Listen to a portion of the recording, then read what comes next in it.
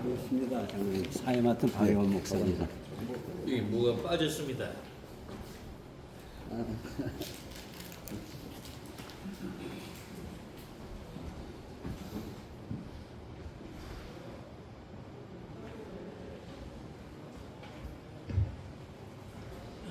일부 예배 후에 이제 제2부 특강을 시작하도록 하겠습니다. 제1특강은 소망교회 원로 장로님이신 박완신 박사님께서 국제환경 변화와 평화통일 선교라는 제목으로 말씀을 주시겠습니다. 우리 박완신 박사님 경력은 여러분 그 순서지 뒷면에 자세히 나와 있어서 제가 다시 소개해드리지는 않겠습니다. 우리 박사님 나와서 말씀 전하실 때 우리가 많은 지식도 얻고 또 많은 지혜도 깨닫고 돌아가는 좋은 시간이 될 수 있기를 바랍니다. 나오실 때 박수로 환영해 주시면 감사하겠습니다.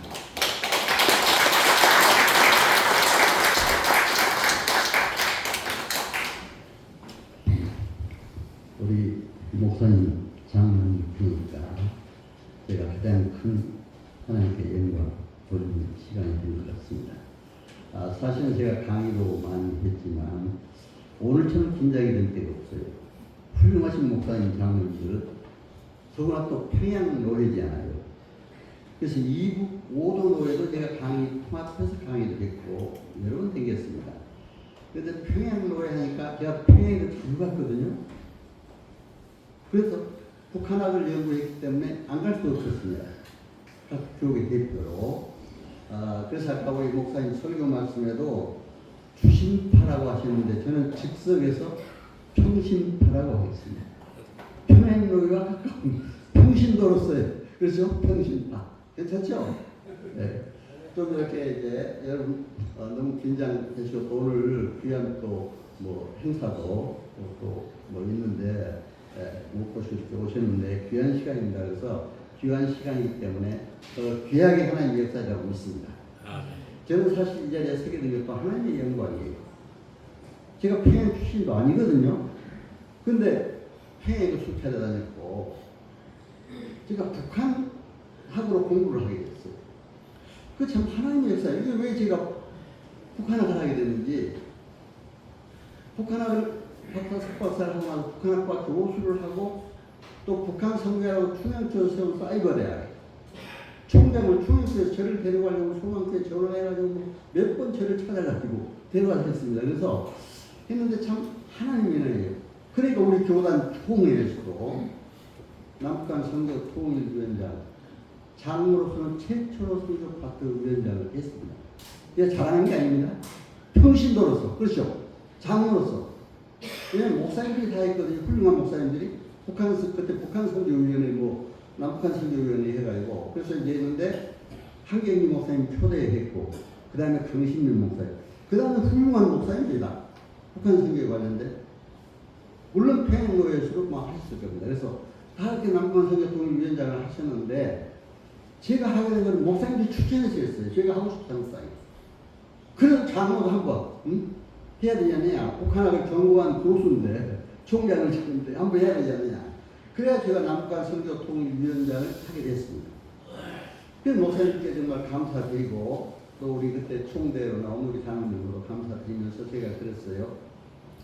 그럼 여러분 총에서 목사님도 아니고 장로로서 최초로 북한학을 공부했다고 해서 총회 남북한 선교 통일위원장을 맡았는데 제가 열심히 하겠습니다.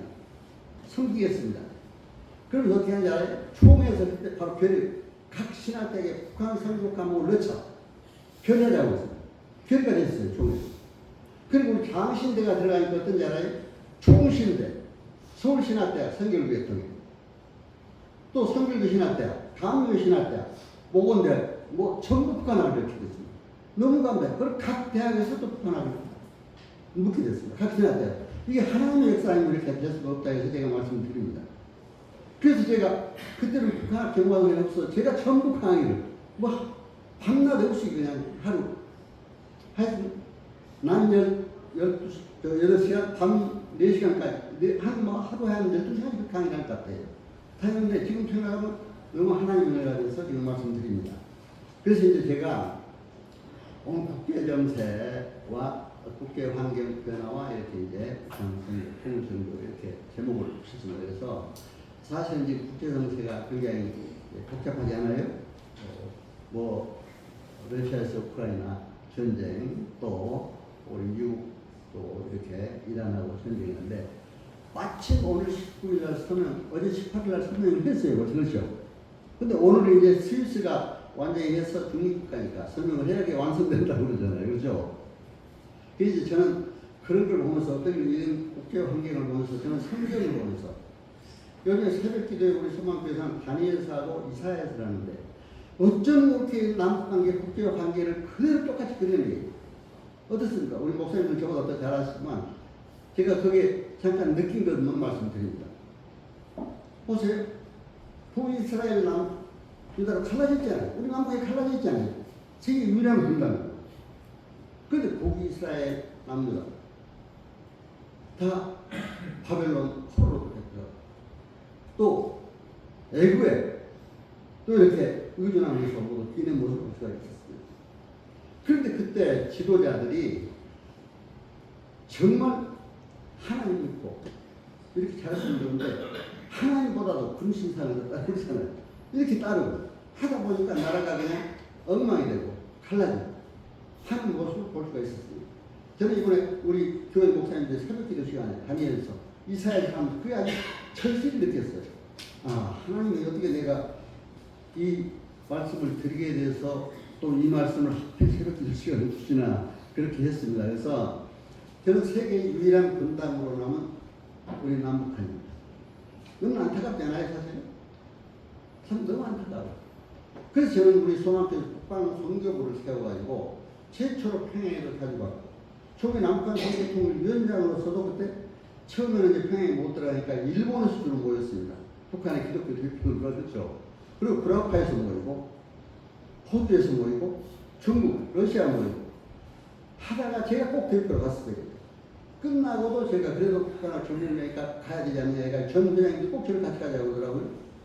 저는 회장한테 갔지만.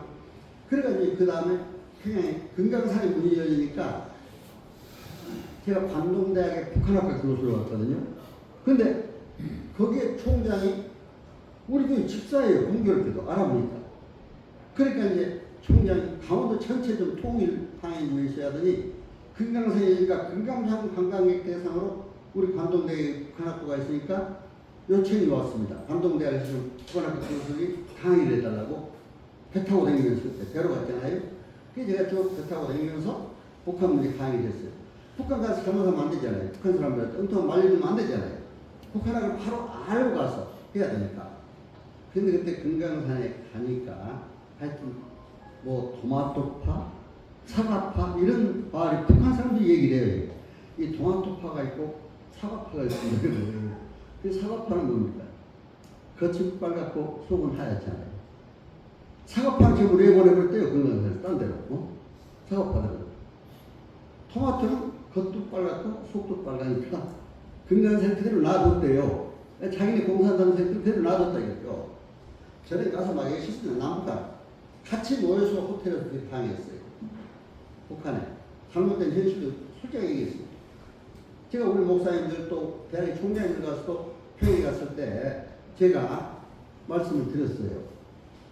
근데 거기에서 이제 뭐라고 하냐면 이 북한하고 정보관 박사님 교수님 오셨는데 우리 수령님도 욕하지 말아주세요 그러더라고요. 수령님도.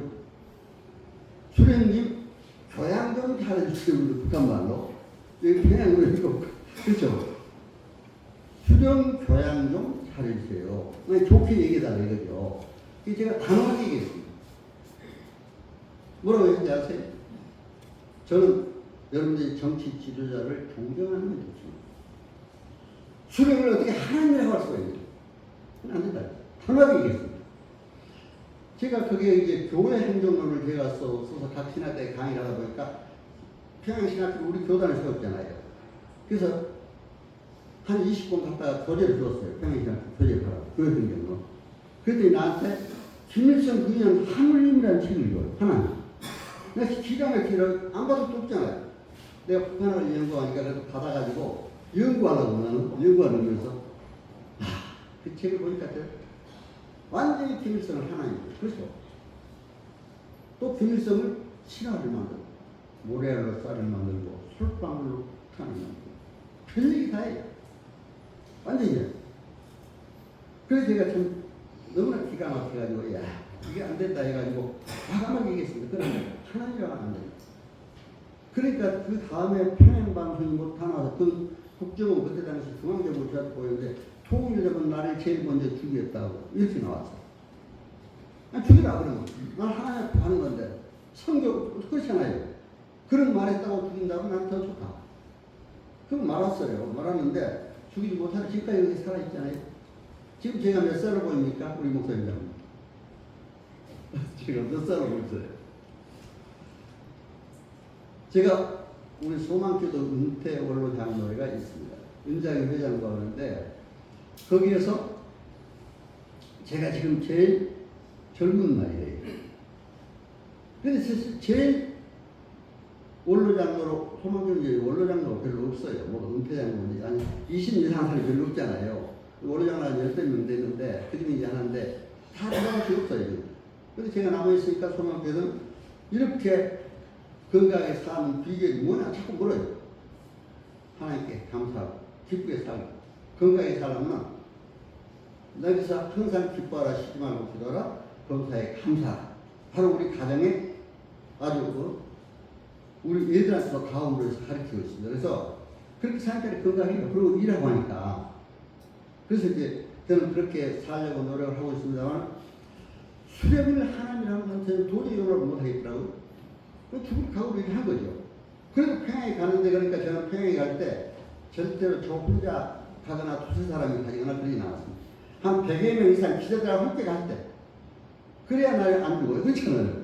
왜 죽습니까? 그 사람들 쓸데없이 그렇죠? 그래서 이제 같이 가서 하면 기자들하고 참고를 못합니다. 두세 사람이 갈 때는 꼭 납치해놓고 그렇지 않아요. 우리 연명 광인의 총장도 몇 사람이 갔다 그때 딱 납치해놓고 그렇게 했잖아요. 그래서 제가 이제 그러기 때문에 저는 꼭 그렇게 하는데 절대로 저한테 그렇게 함부로는 못하는 걸 봤습니다. 그래서 이제 오늘 이런 말씀을 통해서 과연 그럼 평양이 어떤 체제냐 북한이 가보니까 참 평양하고 개성 남포는 그런 데로 좀 괜찮아요. 그렇죠? 근데 개성도 원래 고려의 수도였잖아요. 엉망이 조금 중앙만 좀 괜찮지 옆에 가면 그냥 농사꾼들이 농사하는데 지게도 잘 못하고 뭐 미약가도 없고 뭐 바퀴 끄는 것도 새끼줄로 이렇게 바퀴 뭐 돈을 매가지고 그걸 끌고 있더라고요. 끌고 가고 있더라고요. 얼마나 가난한 모습을 보이지 않을까. 평양, 개성, 남포와 상대도니까 남포도 가봤습니다.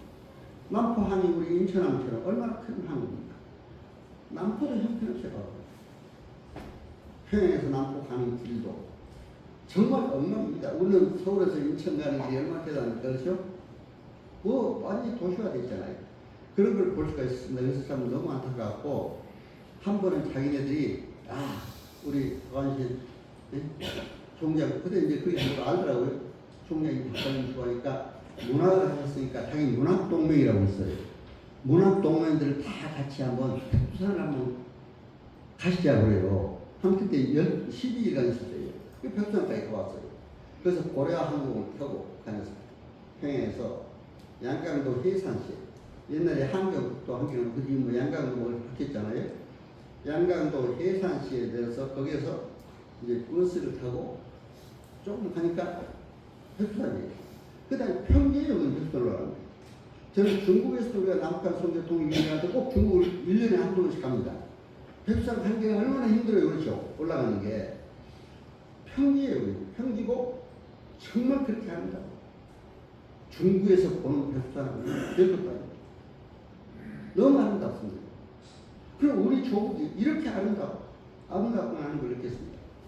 그런데 백두산에 가보니까 백두 미령, 그 김정일이 태어난 곳이죠. 김일성 아들. 성지라고 하는 이렇게 성지처럼. 그렇죠? 그러지. 또, 김정일이라고 완전히 세계 5개 국어를 안다 해가지고 완전히 이런 시처럼 바뀌고 그렇게 있잖아요. 근데 김일성은 하나님이다 하면서 바로 뭐라고 하냐면 또 영생론가 입장에서 북한 전역을 다 돌아다니보니까 어디 가나 그런 말이 써 있어요. 위대한 여보이시는 영원히 살아계신다. 그렇죠? 평양 가보신 분을 봤을 거예요. 영원히 산다. 우리 하나님 앞에 부활생명으로 영원히 산다는 거. 그걸 그대로 인용하는 거예요. 그런데 이제 들어보니까 김일성이 초등학교 3, 4학년까지 중일학교까지 열심히 했다고. 아까 목사님 중일학교 말씀하셨는데 그렇죠? 중일학교까지 열심히 그러니까 신앙을 가지고 있으니까 신앙적으로 전부 북한을 자기가 인용해서 하고 있어요.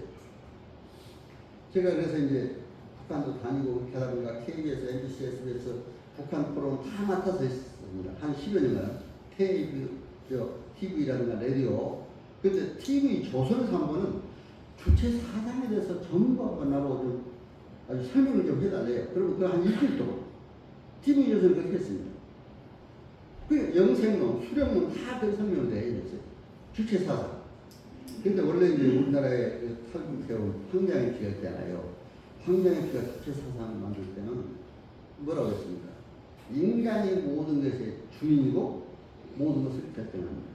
우리도 인간이 사고질 거예요. 그렇죠? 인간이 주인이고 인간이 모든 걸 결정합니다. 그러나 우리 믿는 사람이 하나님 주인이어야 돼요. 그렇잖아요. 하나님 결정하고. 근데 그렇게 되어 있습니다. 주체 사상이. 근데 김일성, 그 다음에 황장이 탈북해서 우리나라에 내려오고 나니까 그 다음부터는 수령이 모든 것을 주이고 수령이 결정한다.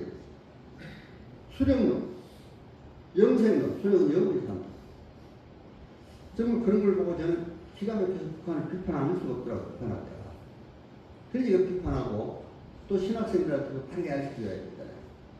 그렇게 해서 제가 이제 북한 문제를 그렇게 해도 얘기하고 말았는데 저는 사실은 북한학을 박신선이 얘기한 대로 거대한 우상신권 체제다. 제가 쓴 북한학 책, 북한 종교. 제가 대학교 졸업 20여 권 북한학 책을 그렇게 냈습니다. 그리고 북한에 대한 여러 가지 음악도, 시도 한 10권을 시집도 냈어요. 평양에 가서 직접 본 시를 또 대동강에 관한 시, 대동강에서 또 한강으로 흐르는 뭐 여러 가지 백두산에 관한 시를 썼는데 아까 문학동물. 근데 그 문학동물에서 그걸 자기네들이 문학동물이 다 씻겠다고 하더라고요. 절대로 안 된다고 했어요. 왜 싫으면? 싫으면 괜히 다 엉뚱하게 와전에서 싫어버리거든요. 그래서 내가 이 시는 대동강 양학도 호텔 앞에 우리가 그때 양학도 호텔이 좀 신식 호텔입니다. 고려 호텔이면 구식 호텔이면 옛날 거. 근데 거기에서 이제 우리가 외국 사람 같이 묵고 왔는데 한강변에서 이제 또 그 포럼도 하고 그랬어요. 그때 내가 정식으로 낭송하겠다. 기자들 전체 모이나. 그게 낭송해줬어요. 대동강아 말해라 이런 시라든가 그렇잖아요. 또 백두산에 관한 시. 그래 우리 토요와 관련해서 시를 쓴 거죠. 그렇게 했는데 자기들이 그때는 막 박수 치고 문학계 안 시켰습니다. 이렇게 그러더라고요. 그렇게 해서 이제 말하는데 거대한 우상 신권 체제. 이것은 파킹슨이 신권 정치 체제의 모델을 몇 가지로 얘기했습니다. 교조가 있고 신화가 있고 성서가 있고 성지가 있고. 그거는 누굽니까? 김일성이 죽었죠.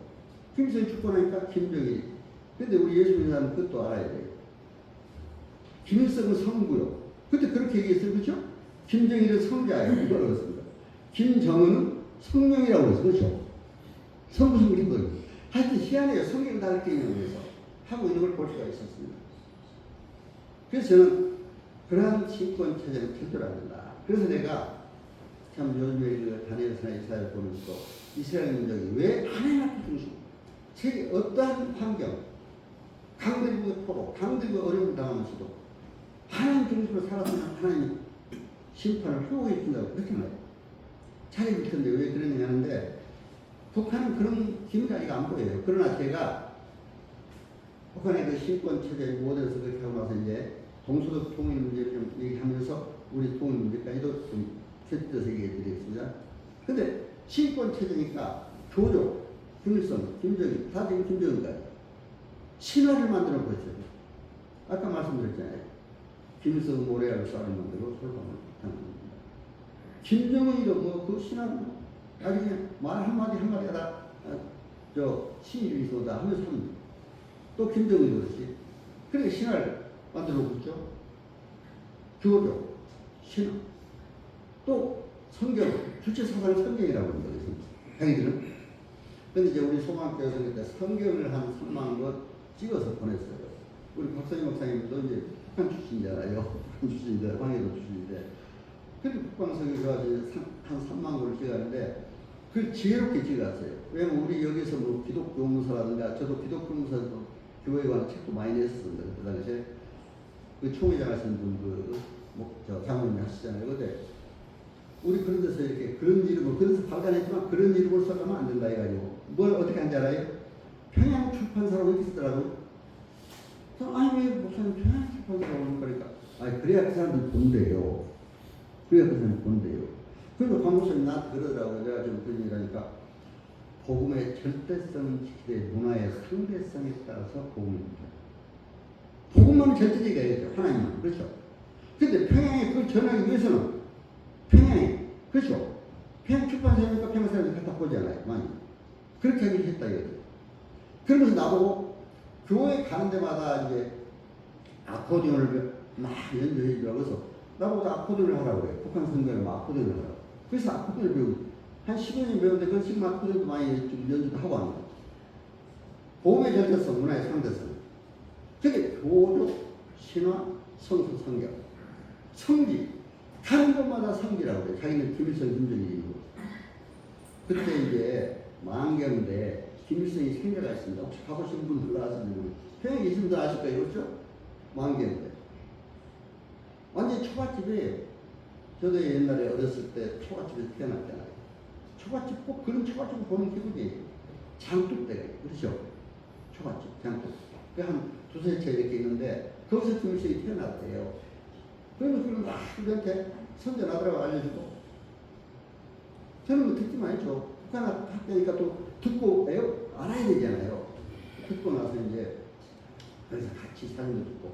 오늘 사실 내가 이제 PPT가 되면 이렇게 사진도 평양에 간 사진도 보여드리고 하면 더 오히려 좋을 텐데 사실 그런 것들은 제가 책으로 평양에서 본 북한 사회, 북한 종교와 선교통일 뭐 하나 이런 책들은 다 평양 사진까지 다 나와 있습니다.